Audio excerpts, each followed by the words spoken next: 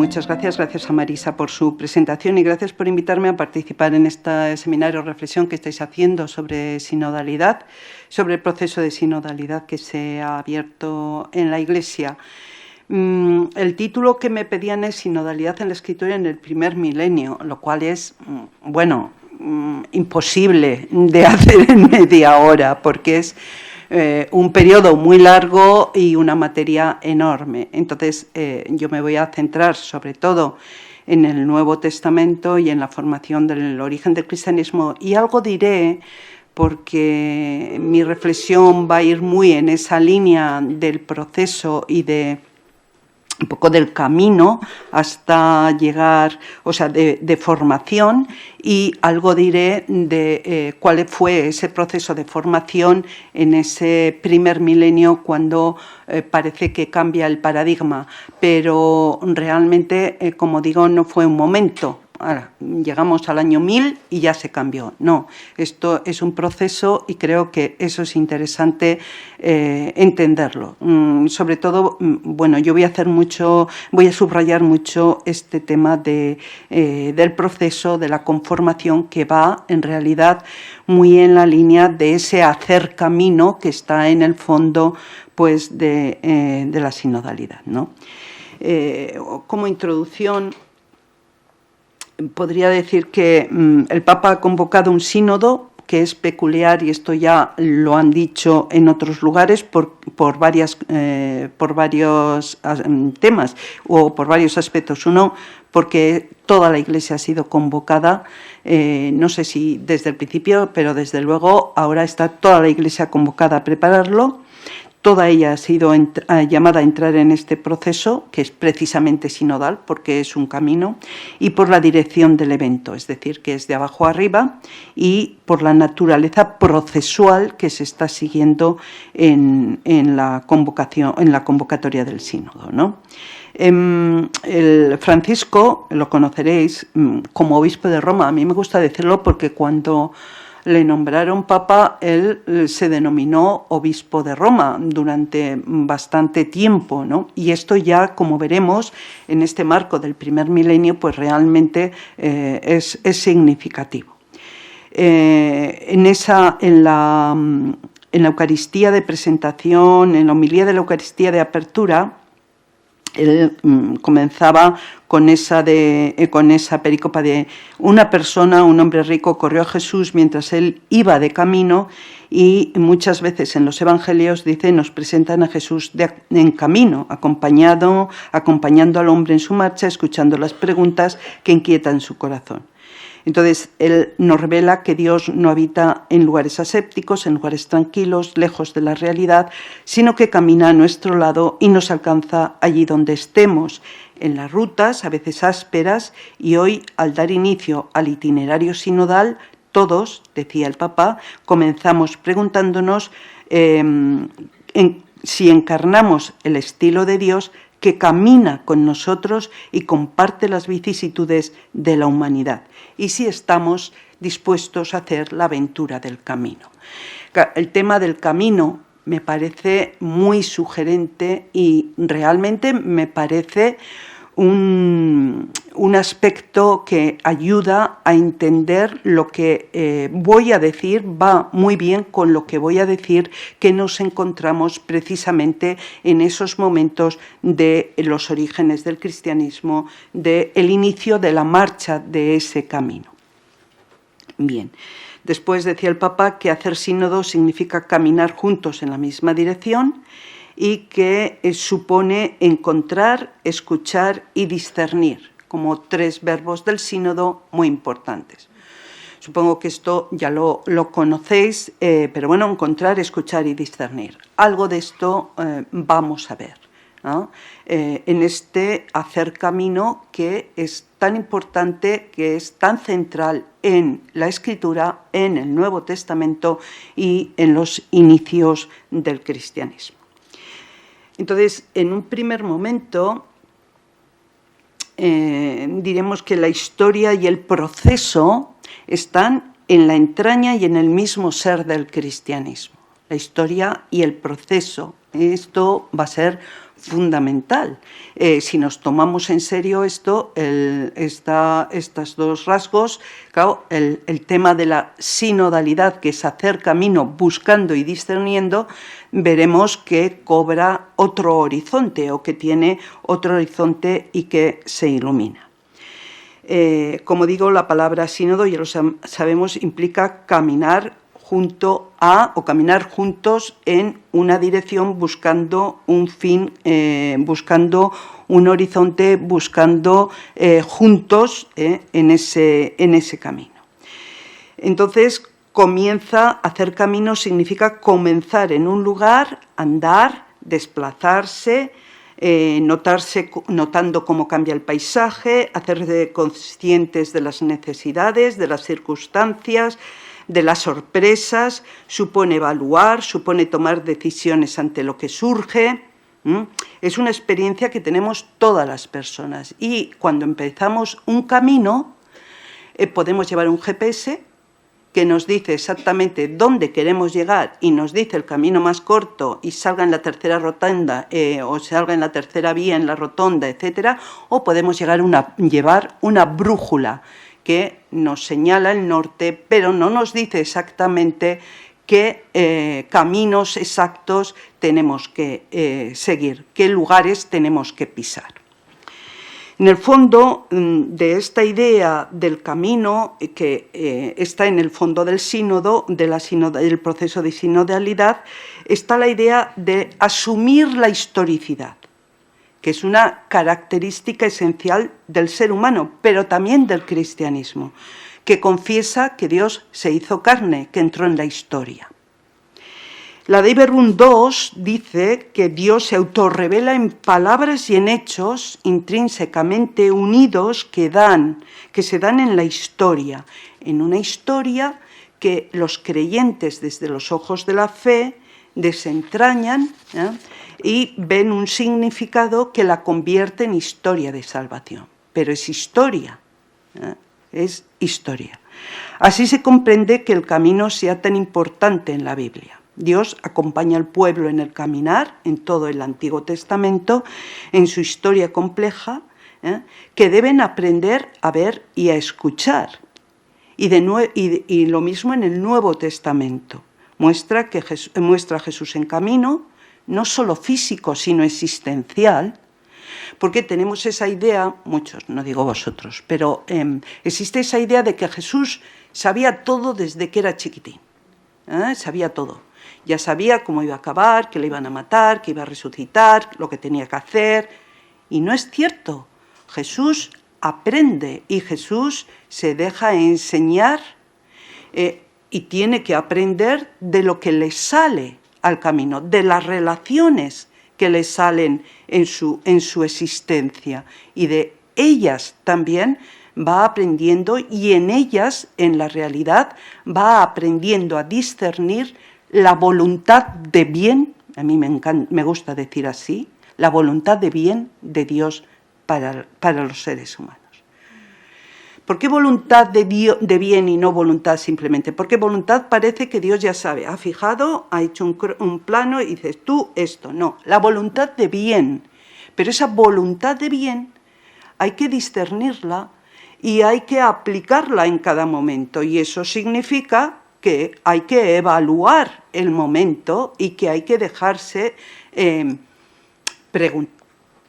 preguntar, sorprender, cuestionar por las circunstancias que van saliendo al paso y que no son siempre las mismas. Y esto es lo que vemos en los evangelios, lo que vemos en la vida de Jesús, que Jesús empieza pensando que el reino de Dios ya está aquí y que va a ser muy fácil y tiene que ir viendo esa voluntad de bien de Dios y cómo debe actuar, por dónde debe ir en muchos momentos. Y se deja, digamos, cuestionar por esa realidad que le sale al paso y sobre todo por esa realidad de los más vulnerables. Y eso es desde donde va a interpretar la Torá, que se suponía que era la plasmación de la voluntad de Dios, de la presencia de Dios, de la manifestación de Dios plasmada en la ley.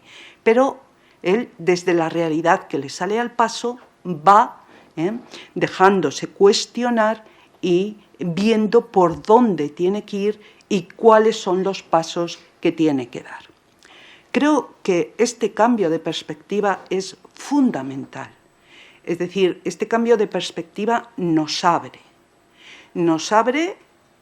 el horizonte y a veces incomoda. ¿Por qué? Porque es que nos hace estar siempre en camino, siempre cuestionándonos, siempre discerniendo las situaciones, las necesidades, ¿no? ¿Cuál es la voluntad de bien de Dios en esta situación concreta? ¿Cómo aplicarla? ¿Cómo llevarla a término? Bien, entonces esto que vemos en Jesús, que hemos visto también en el Antiguo Testamento, porque el pueblo de Israel hace memoria de su historia en cada una de las nuevas situaciones para ver por dónde tiene que ir.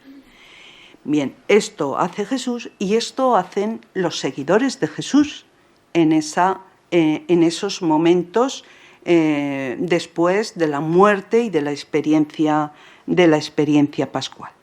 Es decir, que es lo que vemos en la historia de conformación del cristianismo. La conformación del cristianismo es un proceso también. Es decir, que Jesús no quiso fundar la Iglesia, eso ya lo sabéis, pero vamos a ver las consecuencias. La Iglesia se funda en Jesús, de acuerdo, pero Jesús no quiso hacer una religión diferente al judaísmo. La intención de Jesús fue renovar el judaísmo, que es distinto, pero el Espíritu, digamos, después de su muerte y de la experiencia pascual, hubo un proceso por el cual los discípulos vieron que debían ir por otros caminos, que el Espíritu les llevaba por otros caminos. Y por eso el Evangelio de Juan, cuando dice Jesús, conviene que yo me vaya porque si yo no me voy el Espíritu no vendrá y no os llevará a la verdad completa, será el Espíritu el que os lleve. Es decir, esa importancia del Espíritu en la Iglesia primitiva, ¿no? Como el que impulsa, el que hace abrirse a nuevos caminos, pero en esta historia de conformación del cristianismo como un sistema religioso separado del judaísmo, también vemos que no todo fue sencillo. Es decir, hubo muchos momentos en los que no sabían por dónde tirar, en los que hubo que discernir. Hubo interpretaciones de la tradición en varios momentos o en muchos momentos, y hubo momentos en los que hubo que discernir si esas interpretaciones de la tradición y de la palabra de Jesús que se estaban haciendo en las nuevas situaciones eran acertadas o no. Y es entonces cuando surge la necesidad de discernir. Y claro, de discernir quién, cómo se hace. Entonces, que es un camino, lo vemos. Y que es un camino conjunto, lo vemos, porque es toda la comunidad la que entra en ese proceso, que no es un camino fácil, que es un camino de discernimiento, sobre todo en ciertos momentos. Bien, entonces, el proceso, ese camino, se suele dividir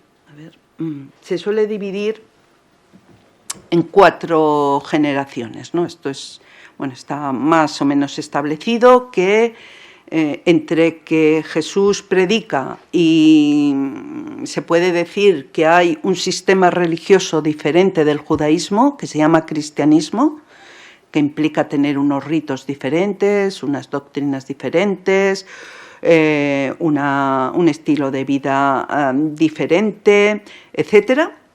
Desde ese primer momento a ese final, o esa separación, digamos, se suele hablar de 4 generaciones, es decir, casi 2 siglos en los que los seguidores de Jesús seguían siendo judíos y el cristianismo no era tal cristianismo, sino que era un grupo del judaísmo.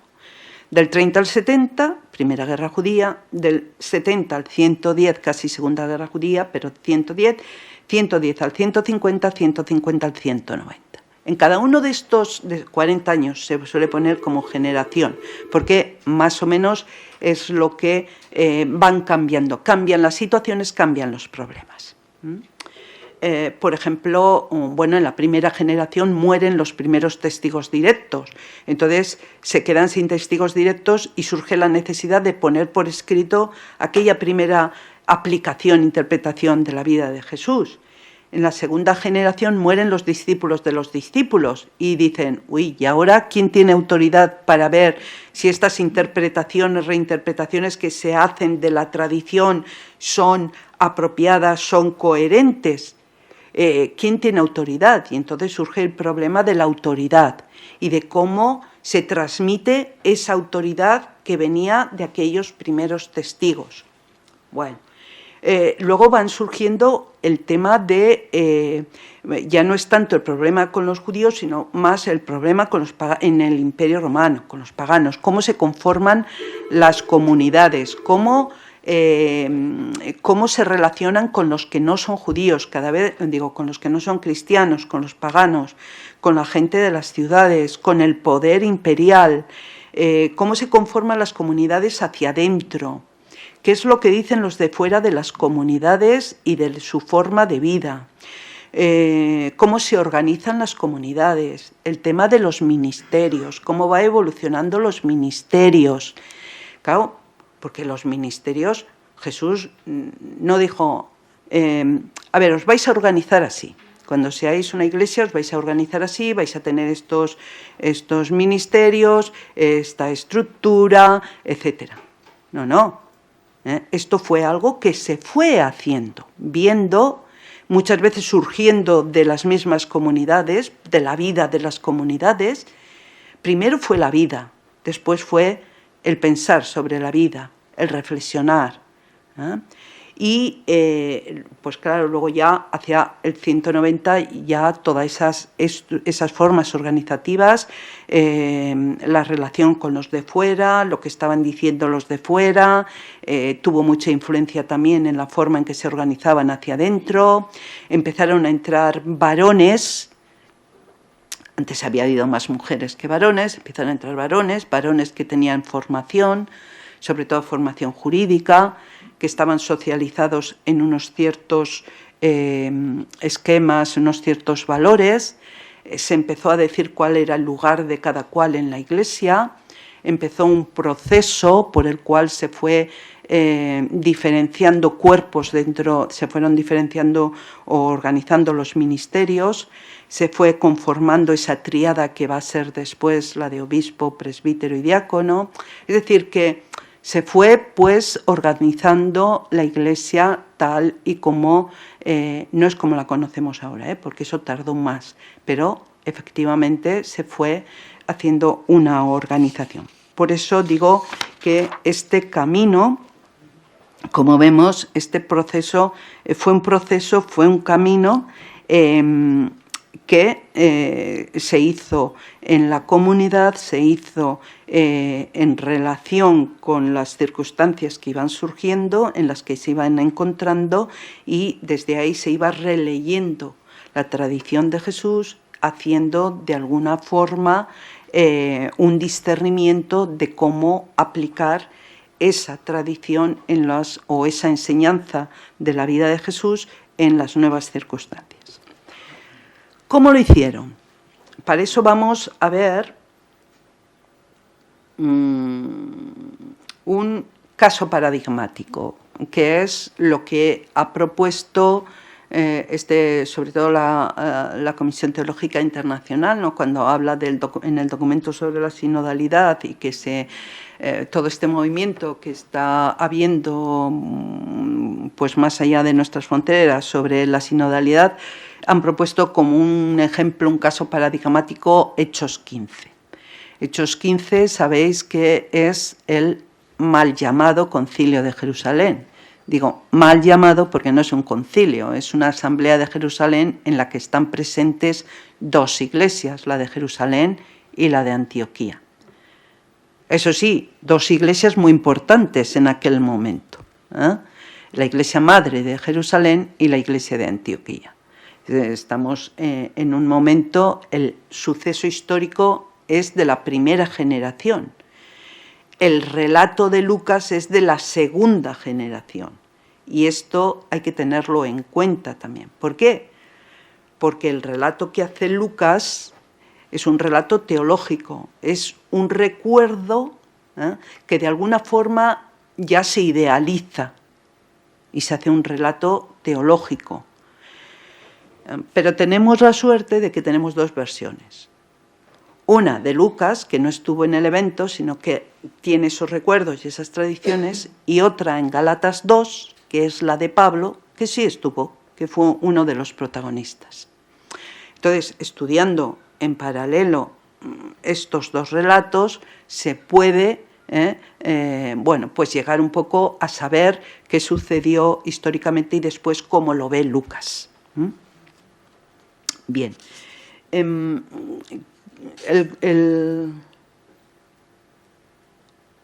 Vamos a ver el tema del Concilio de Jerusalén.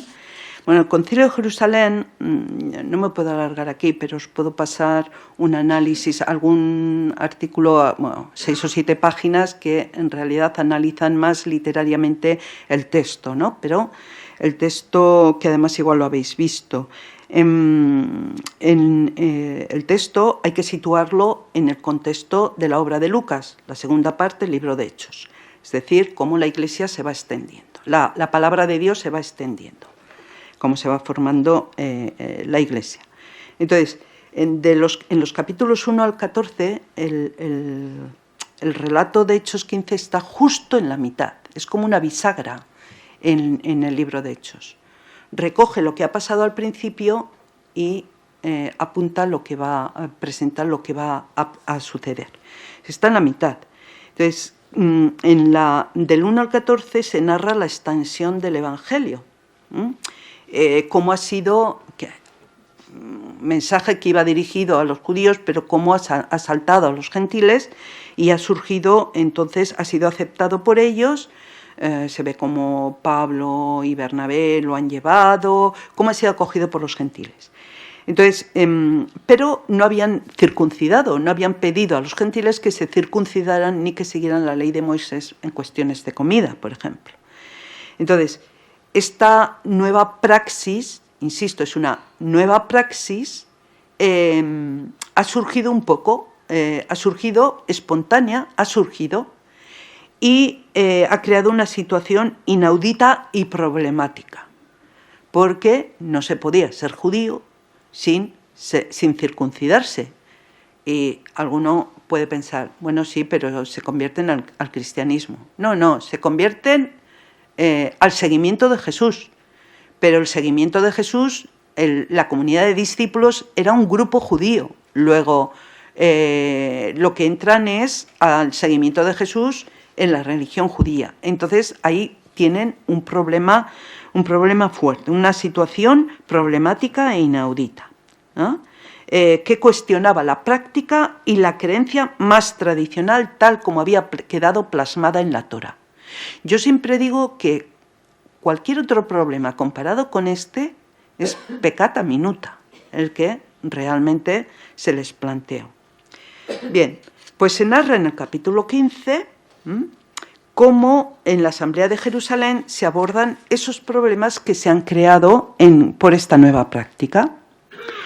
Y la necesidad de discernir si era el espíritu el que estaba detrás de la práctica o no. Y cómo actuar.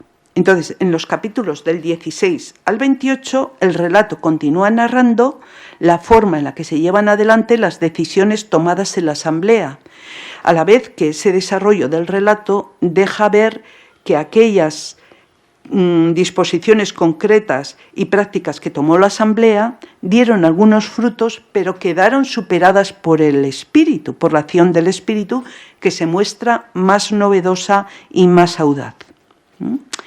Esa acción, la del espíritu, que Lucas había subrayado, porque desde el comienzo del libro de Hechos empieza a, bueno, desde todo el Evangelio también, pero empieza a subrayar el papel del espíritu, ¿no? Por ejemplo, en el comienzo, en Hechos 2, en Pentecostés, baja el Espíritu y pone en boca de Pedro, en el discurso de Pedro, esa promesa, ¿no?, de Joel: sucederá en los últimos días que derramaré mi espíritu sobre toda carne, etc. Y viene Lucas a mostrar cómo esto que ha sucedido en realidad es obra del Espíritu.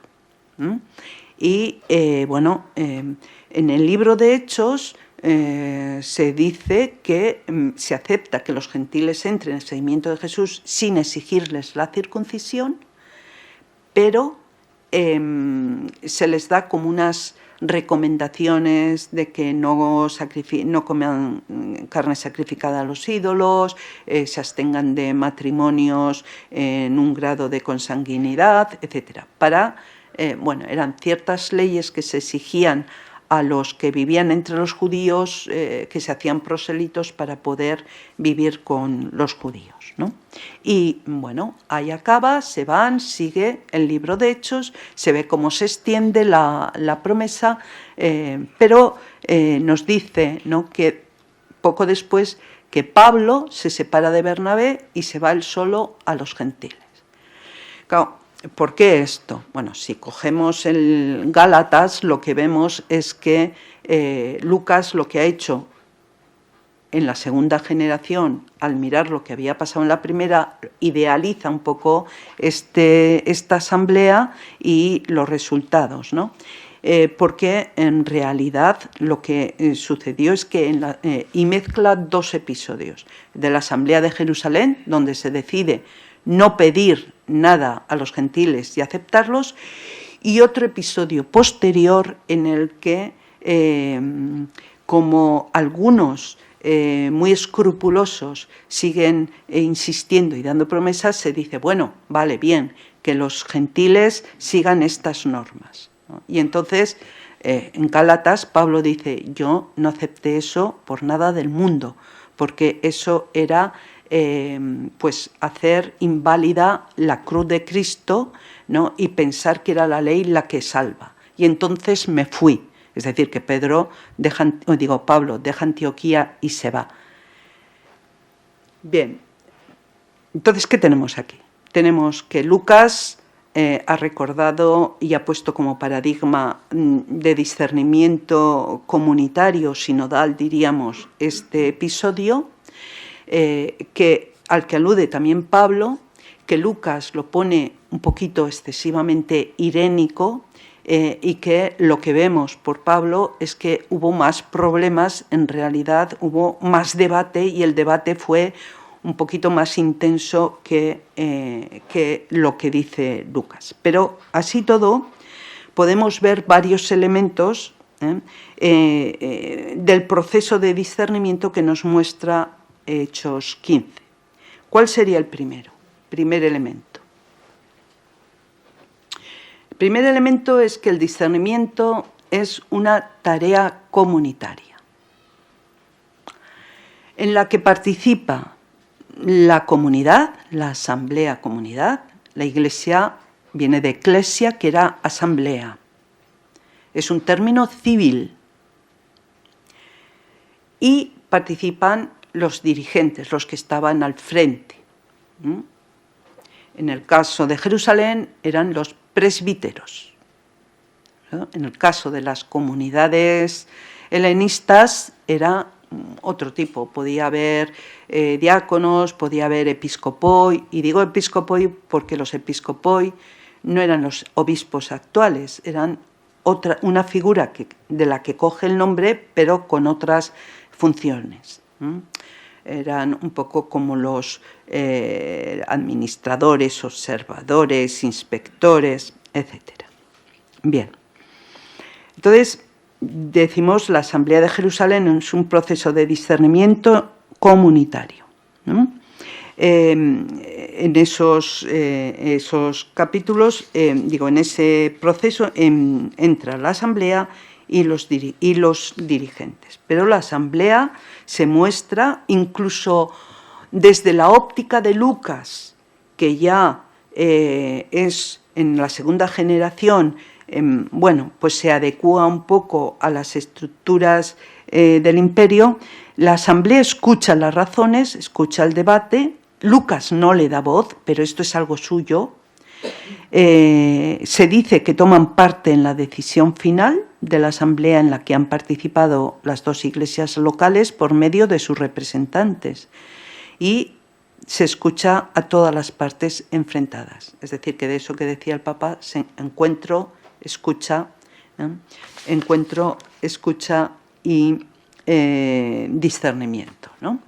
Entonces, ¿qué es cómo esta última característica, cómo se lleva a cabo, cómo la presenta Lucas? Se trata de discernir la voluntad de Dios, la voluntad de bien de Dios en ese momento para la comunidad. Se trata de discernir la presencia de su espíritu en una experiencia histórica nueva, sorpresiva, y que movía los cimientos un poco de lo que era habitual. Y creo que esto, a mí por lo menos, me parece importante, me da luz, ¿eh? Y por eso suelo yo pensar y suelo decir que realmente el cambio que se hizo, la decisión que se tomó en esta asamblea que se abrió a los gentiles, siendo el judaísmo una religión étnica, sin pedirles que se hicieran judíos, se abrió la comunidad, pues fue una decisión trascendental. Bien, entonces, discernir esa voluntad de bien. Discernir en esa situación era urgente, suponía ver o no ver en esa nueva realidad histórica que surgía un significado salvífico y revelador. Si en esa nueva situación histórica se automanifestaba Dios, porque es lo que dice la Dei Verbum y es lo que habían descubierto el pueblo de Israel en su historia, ¿no? Si se estaba haciendo presente Dios y esa voluntad de bien para la humanidad y para la creación, descubrir en esas circunstancias concretas y finitas la presencia del Espíritu de Dios que suscita vida plena y libertad en la creación y en la historia, para saber si se debe apoyar, fomentar o se debe cambiar. El discernimiento no es un proceso deductivo a partir de unos principios teóricos, ni una nueva revelación para iniciados al estilo gnóstico. Y aquí estoy citando a Rafael Aguirre en un artículo que también os puedo pasar. El discernimiento se hace mirando a la historia, escuchando y dialogando ampliamente entre los representantes de las iglesias y con participación de sus miembros. Se relee la Escritura y se descubre la acción del Espíritu. Es que ciertamente vemos que Lucas pone en boca de Santiago una relectura desde el profeta Amós, que habla Joel, que habla del Espíritu, de lo que ha sucedido. No relee lo que ha sucedido desde el Deuteronomio o la Torá, desde la ley, no, lo lee desde los profetas. Y entonces da una interpretación nueva que les sirve para ver. Y es que Dios ha ampliado su tienda. Es decir, si antes en la tienda cabía solo Israel, ahora Dios ha ampliado su tienda y caben todos. Es una forma, pues, de releer, digamos, desde otra clave. Amós 9, 11, 12. En realidad, en el proceso de discernimiento se trata de descubrir en los signos de los tiempos cómo Dios sigue hablando en ellos, a fin de poder actualizar la tradición en cada momento de la historia y lograr ese equilibrio tan necesario entre la fidelidad y la actualización de lo recibido, a fin de que siga haciéndose posible la experiencia de salvación. Esa dialéctica o ese equilibrio entre fidelidad y actualización, entre identidad y relevancia, ha sido siempre el problema decisivo, lo difícil en todas las épocas de la historia, también en el nuestro.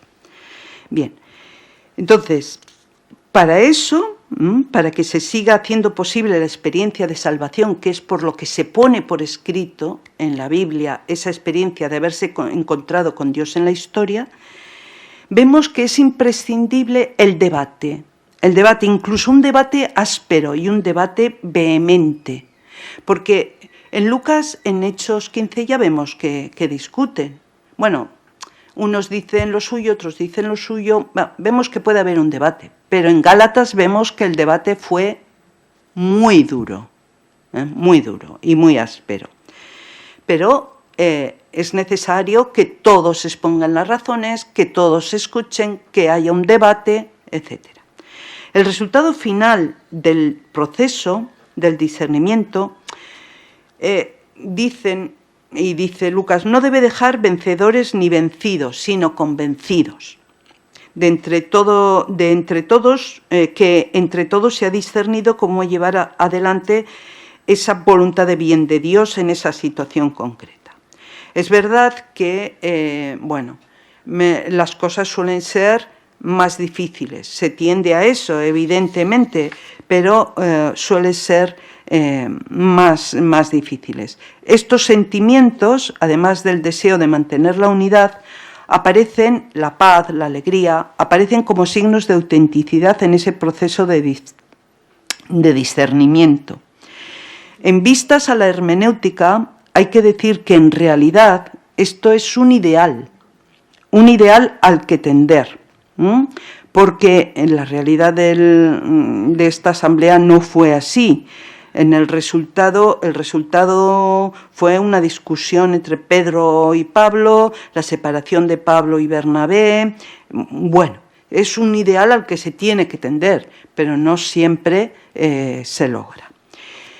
Y por último, yo diría, como pistas, un elemento imprescindible para la interpretación y la hermenéutica del relato es que hay que aludir a la historia y al contexto cultural.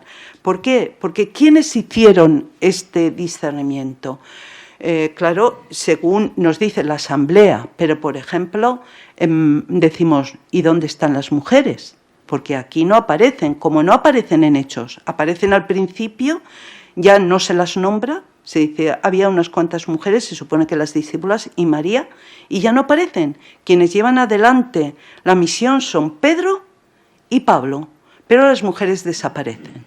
Claro, no podemos tomar esto como un reflejo directo de lo que sucedió, sino que hay que analizarlo en el contexto de la obra de Lucas, que silencia a las mujeres, y en el contexto cultural. ¿Por qué lo hace? Lo hace porque está en un contexto cultural en el que la voz de las mujeres no tenía autoridad. Pensaban que las mujeres, sobre todo cuando hablaban de estas cosas, pues bueno, eran como locas, ¿no? Pues se pone una mujer a hablar de la resurrección o a hablar de... Y entonces los varones, sobre todo los cultos de aquel momento, pues piensan que están delirando, ¿no? Como dice Celso en el siglo II sobre el caso que había oído la tradición. ¿Quién habla de la resurrección? Una loca, dice, por María Magdalena, ¿no? ¿Quién ha visto resucitado? Una mujer histérica. Entonces, en este contexto se entiende la opción que hace Lucas, que no es la única, porque Juan, que escribe después de Lucas, tiene otra posición muy diferente, y Marcos tiene otra posición muy diferente. Pero sabemos que esto fue un problema si estudiamos los textos que vienen, que no son los evangelios y el Nuevo Testamento también, pero todos los textos que existen alrededor. Y en cuanto al cambio del paradigma del segundo milenio, pues no me da tiempo, pero sí que diría que hay muchos factores en este cambio de paradigma sinodal y que un factor importante y grave es el proceso de clericalismo al que alude tantas veces Francisco, ¿no? Es decir, que se va haciendo un cuerpo separado, además vuelven otra vez a los esquemas sacrales que no estaban en Jesús, en el Evangelio, ni en los primeros momentos de la Iglesia, de la comunidad, y lo que era unas comunidades donde el Espíritu repartía carismas, de ahí se reconocían ministerios.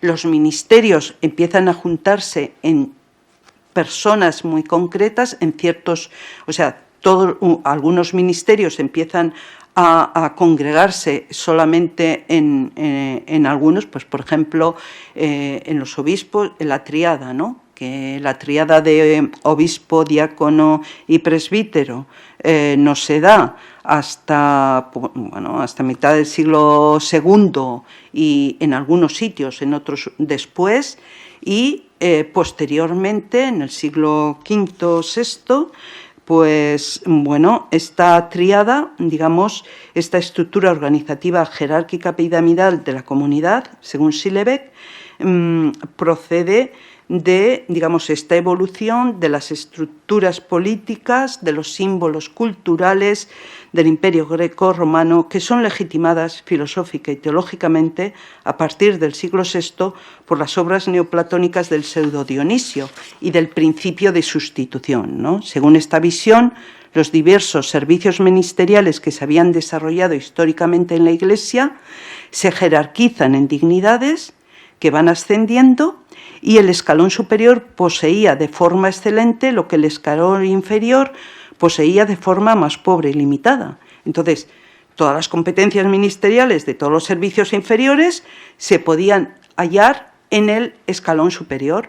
Por lo tanto, el obispo y luego el papa tenían lo que había tenido toda la Iglesia, con lo cual el cuerpo de los bautizados, que era lo fundamental, el bautismo era sacramento fundamental, pues pasan a ser un cuerpo al que solamente le compete escuchar y obedecer.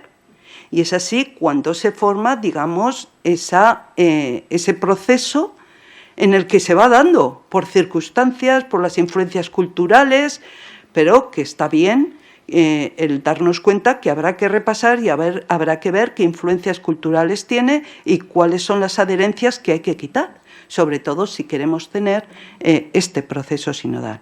Soy consciente de que efectivamente he hecho unos saltos y tendría que apoyar mucho lo que he dicho, sobre todo porque se está grabando y ustedes están aquí, pero quienes están en casa y me van a escuchar por el mundo mundial, pues habría que matizar, y puedo dar razón de los matices y de lo que estoy diciendo con, además, figuras de autoridad y teólogos de gran prestigio, pues como he nombrado Schillebeck y otros. Y nada más.